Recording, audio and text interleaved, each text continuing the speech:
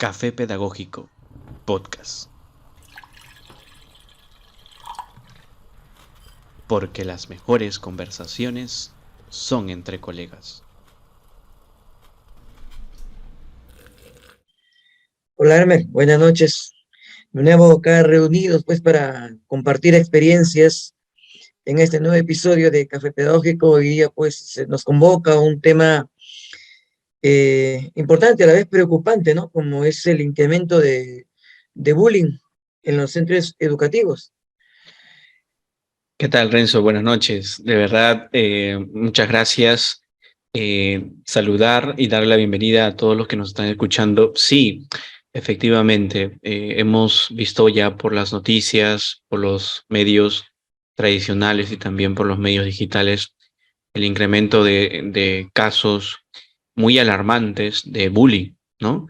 Este Así fenómeno es. que no tiene más de 10 años, que quizás viene ya aconteciendo muy asolapadamente, pero hoy creo que ya es de manera muy clara, muy expresa el tema del abuso, de la violencia, el tema de ver quién es el que abusa más dentro del colegio, el más grande, el más vivo, ¿no? Entonces, hay tantos factores que en este diálogo podemos analizar o desmenuzar, ¿no? Me preocupa bastante cómo se está dando esta cadena de hechos. Por ejemplo, en Piura, que ya hemos visto de un colegio muy reconocido, ¿no? Que han asfixiado a las afueras del colegio nada más a un estudiante y no sabemos nada más de ese caso, ¿no? Entonces, creo que es muy conveniente analizar y también llamar a la reflexión, ¿no? A todos los colegas también para dar algunos tips de cómo reaccionar, cómo atender, cómo afrontar, abordar ese tipo de casos, ¿no? Así es, así como tú mismo estabas comentando, es un tema no nuevo, ¿no? Inclusive otras de generaciones muy atrás ya quizás no se le conocía con ese nombre, pero sí se daba, ¿no? En la búsqueda siempre de la época de colegio, de buscar al más débil, para, supuestamente el más débil, ¿no? Para demostrar, pues, o esconder su debilidad, ¿no?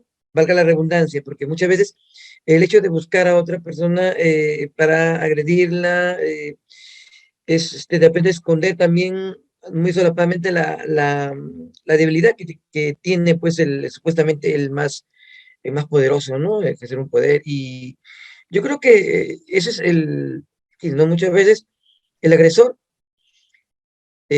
también tiene, también es un, una persona que merece atención, porque de una otra manera tampoco es justificar, pero él, él es el que justamente tiene la necesidad de demostrar de esa manera que tiene poder sobre otra persona, ¿no? Y tras esconder pues una debilidad.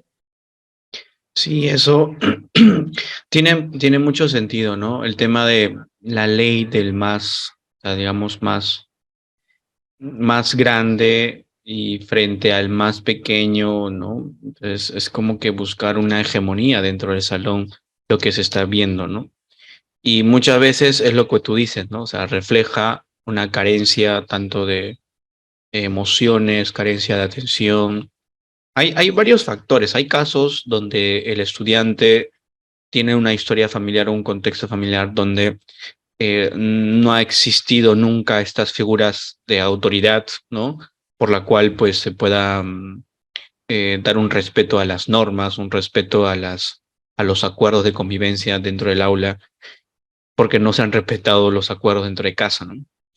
Por otro lado, hay algunos factores interesantes que con las experiencias diarias que tenemos, ¿no? Y vamos entrevistando a padres, ¿no? Y nos van diciendo que quizás el tema de hogares disfuncionales, Ahí va hogares saliendo. donde eh, hay casos donde quizás ningún padre se echó cargo y está a cargo de otro familiar y entonces casos también de padres con problemas psicológicos que han podido, digamos, dar eh, ciertas enseñanzas, entre comillas, no tan adecuadas a los hijos. Entonces, a veces el tema del caso del bullying, el caso del abuso o violencia ya, creo que hay que tomarlo con muchas pinzas, sobre todo por los factores que están inmersos en el caso del estudiante agresor. Entonces, cada institución maneja sus protocolos. Bueno, hay protocolos generales que propone la UGEL ante los casos de violencia psicológica, violencia física, ¿no? Entre estudiantes, entre docentes, estudiantes o entre estudiantes y docentes, ¿no? Y a mí me sorprende la verdad cómo dentro de estos protocolos, personalmente digo que no, no es tan coherente con lo que pasa realmente en la vida civil, ¿no? Por ejemplo, en el colegio, el protocolo dice que a pesar de que se haya detectado, evidenciado la violencia física, ¿no? Entre estudiante y estudiante, el agresor tiene que permanecer en el colegio. Y eso para mí es alarmante, ¿no? Caso que no sucede en la vida civil. En la vida civil, o sea, fuera de la escuela, el agresor realmente es separado, ¿no? Por lo menos es separado del- de la persona agredida. Entonces, yo estaba conversando con algunos especialistas y me decían, no, Elmer, es que siempre se trata de rescatar a ambos, ¿no? O sea, no, yo no quito el tema de rescatar a los estudiantes, de recuperarlos o reorientarlos, ¿no? Por un camino más razonable, más humano, pero hay que ser realistas. De hecho, el compartir el mismo contexto, el mismo espacio para el agresor y para el agredido no me parece, en primer lugar, no me parece lógico, no me parece justo y no me parece que sea algo pedagógico, ¿no? Se puede tratar de recuperar a ese estudiante, pero no en el mismo contexto donde existe donde está la persona que ha sido agredida, ¿no? Claro, no es sano, ¿no? No sería un ambiente sano. Eh, en abril se había reportado un estimado de 800 más o menos casos, y existen protocolos, ¿no? Está en la página sí se ve, pero quizá eh, nos falta un poco de ponerlo en práctica, de poner en práctica ese tipo de mecanismos. Es que a veces nosotros quizá pecamos, ¿no? De confundir una broma, pues, con una agresión. Es que hay agresiones, hay niveles, ¿no? Hay niveles, pero tampoco vamos a esperar que una agresión leve se pueda convertir, pues, no, ya en algo que pueda afectar, pues, ¿no? Porque la vida emocional de una persona, ¿no? Agresión es agresión. Ujú. Y justamente a veces nosotros también pecamos, pues no es una broma, profesor, así nos jugamos, no se preocupe.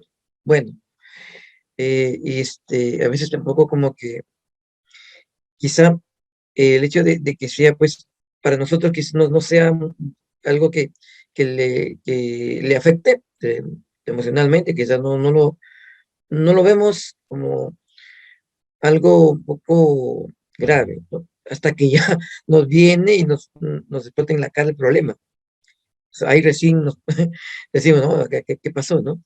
Entonces, sí, exactamente, tú mismo, como estás manifestando, pues cuando uno conversa con los padres, ahí salen a relucir un montón de cosas. Y uno comienza a entender, ahora entiendo por qué. Ahora entiendo por qué el joven se comporta de esa manera. Pero Elmer, hay que también, no hay que dejar de lado, y a veces hay unos denuncias que también involucran a colegas.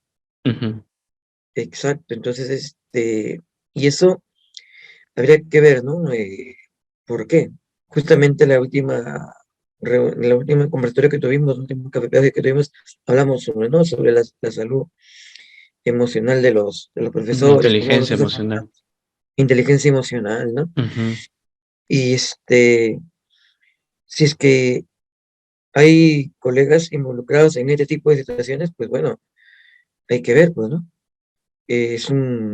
Habrá que verlo también como tú me dices, con pinzas.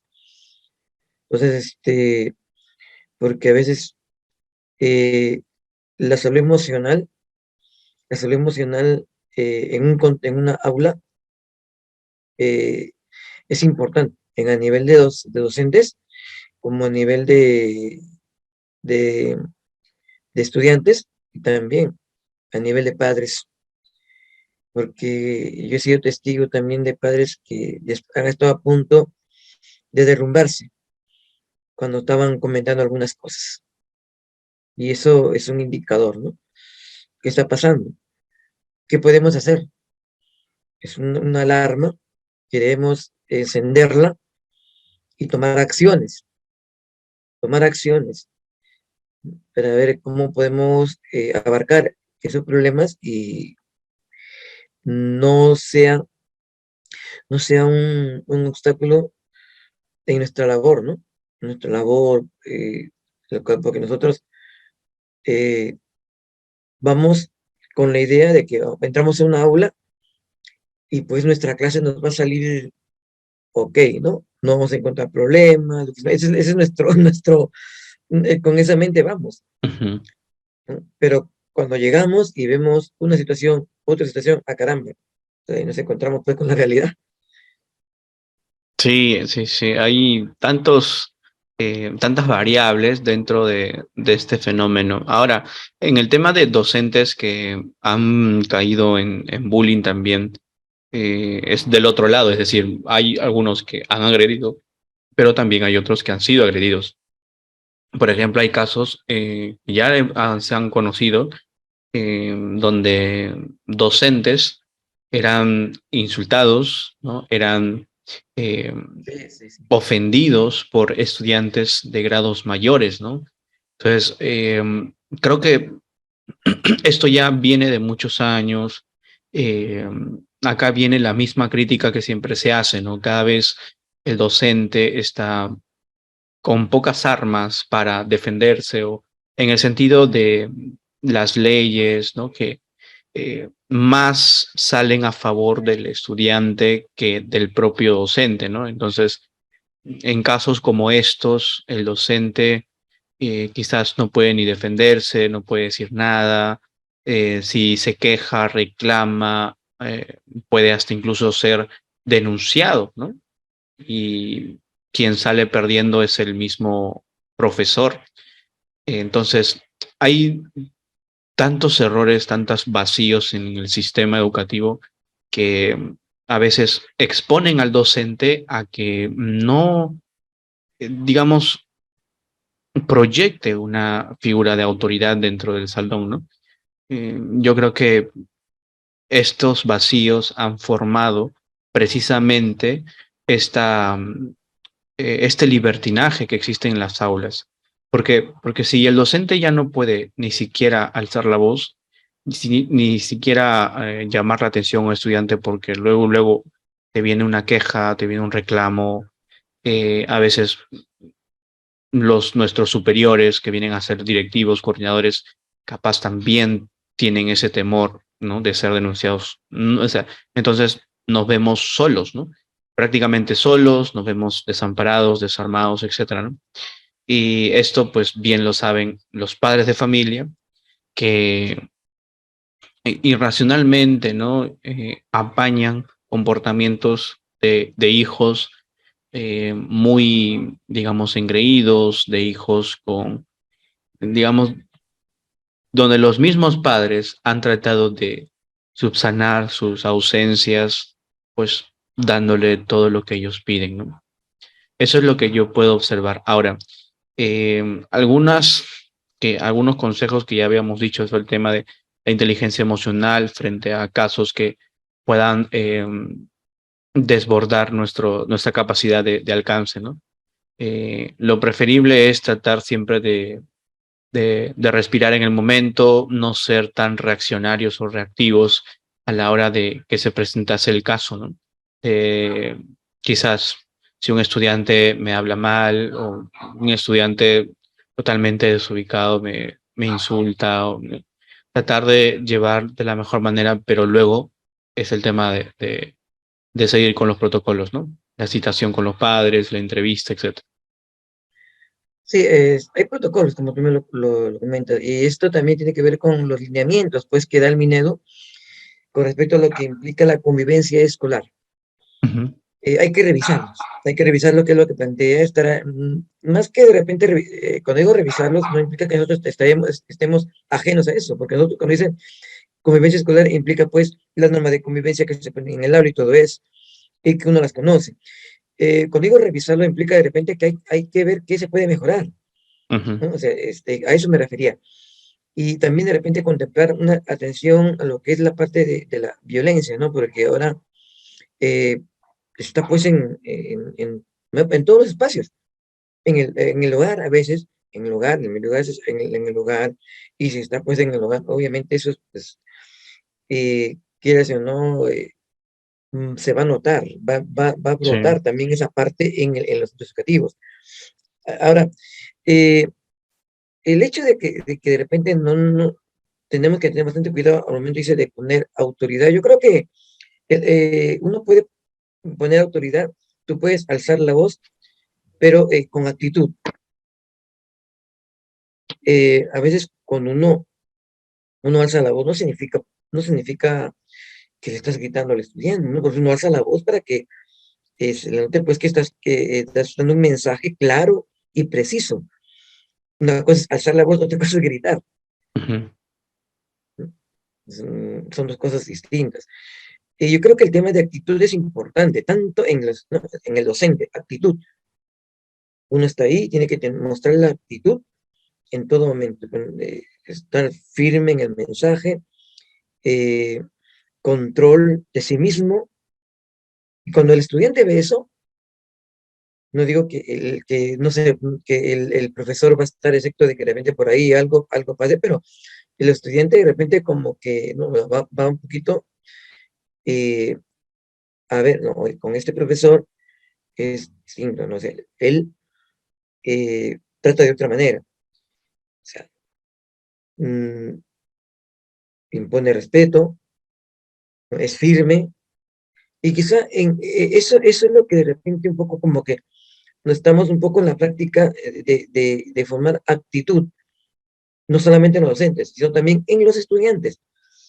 Porque si un estudiante de repente que quiere abusar de otro, lo va a pensar dos veces cuando ve que el otro compañero tiene actitud y se pone firme ante cualquier señal de abuso, ¿no? Pues no lo va a hacer, así sea por cuestiones de que tenga diferencia de contextura física y todo eso, lo va a pensar dos veces. Pero cuando lo ve, de repente, débil, obviamente, ya pues encuentra el complemento. Aquí me quedo de aquí con esto, suelto todo ¿no? mi, mi, mi negatividad. Entonces, justamente eso es lo que yo creo que debemos tratar de formar, ¿no? En la medida que se puede, en horas de tutoría, en horas, en los 5 minutos antes de la clase, de manera directa o indirecta, hacer que los jóvenes formen actitud, porque muchas veces la actitud, habilidades tienen ujú. todos.